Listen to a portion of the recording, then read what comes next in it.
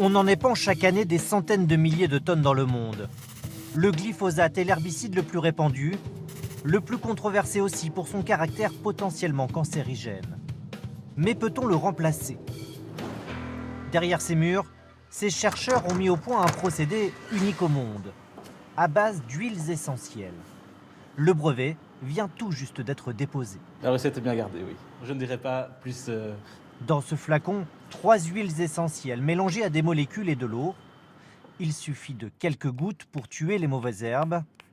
Démonstration à l'appui.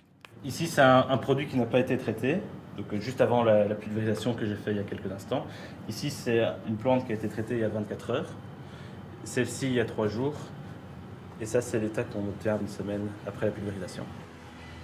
En une semaine, le produit a totalement fait disparaître la plante.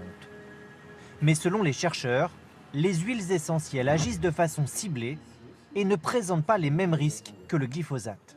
Évidemment, on a une certaine toxicité pour les plantes, mais ce qu'il faut savoir, c'est que les huiles essentielles sont très très vite dégradables, biodégradables. Donc c'est un produit qui est plus respectueux de l'environnement et aussi de la santé humaine, puisqu'on sait que certaines d'entre elles sont déjà utilisées dans le secteur médical et paramédical. Il aura fallu 10 ans de recherche pour trouver le bon dosage, et il faudra encore attendre quelques années pour la commercialisation. Mais à terme, l'objectif est bien de proposer une alternative aux herbicides actuels. On s'est assuré que les huiles essentielles sont abordables au niveau du prix pour un plus grand nombre, mais aussi parce qu'on sait que ces huiles essentielles, elles sont produites en grande quantité. Et en Belgique, les agriculteurs utilisent déjà des huiles essentielles.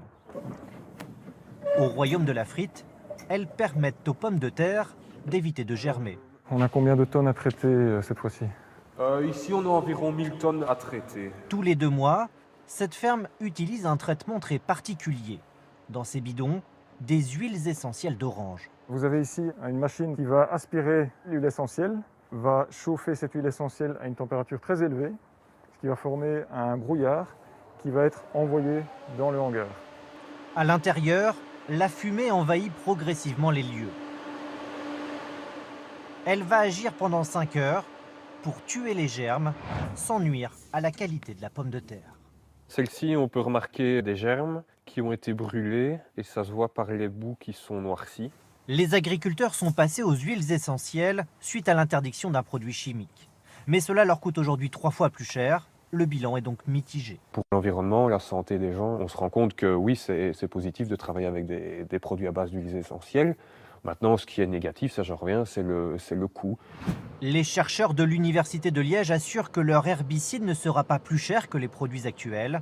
Ce sera l'un des critères déterminants pour convaincre les agriculteurs de l'utiliser.